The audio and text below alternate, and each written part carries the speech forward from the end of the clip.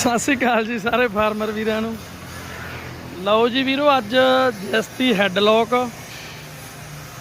ਦੋ ਵੱਡੇ ਹੈਵੀ ਵਾਲੇ ਸ਼ਾਨ ਨੇ, ਡਰਮ ਵਾਲੀ ਟੈਂਕੀ ਤੇ ਇੱਕ ਸਟੀਲ ਵਾਲਾ ਵਾਟਰ ਟੈਂਕ। ਲਓ ਜੀ, ਦੋ ਗੱਡੀਆਂ 'ਚ ਮਾਲ ਆ, ਕਰੋ ਚੈੱਕ। ਇਹ ਚੱਲਿਆ ਆਪਣਾ ਚੀਮਣੇ, ਬਾਈ ਤਜਿੰਦਰ ਸਿੰਘ ਜੀ ਆ। ਧੰਨਵਾਦ ਬਾਈ ਹੁਣਿਆਂ ਦਾ ਬਹੁਤ ਬਹੁਤ, ਜਿਹੜੇ ਭਰਾਵਾਂ ਨੇ ਸੇਵਾ ਦਾ ਮੌਕਾ ਦਿੱਤਾ। ਲਓ ਜੀ, ਡਨ ਆ ਕੰਮ। ਬਾਕੀ ਆਪਣਾ ਸ਼ੈੱਡ ਤਿਆਰ ਹੋ ਰਿਹਾ ਜੀ। ਉੱਪਰਲੀਆਂ ਚਾਦਰਾਂ ਤਕਰੀਬਨ ਅੱਧੀਆਂ ਕੁ ਪੈ ਗਈਆਂ, ਸਾਈਡਾਂ ਸੂਡਾਂ ਲੱਗ ਰਹੀਆਂ, ਮੂਹਰੇ ਗ੍ਰਿਲ ਲੱਗ ਗਈ ਆ। ਲਓ ਜੀ, ਕਰੋ ਚੈੱਕ।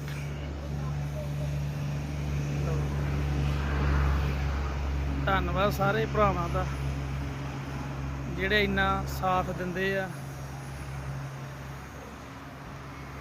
ਓਕੇ।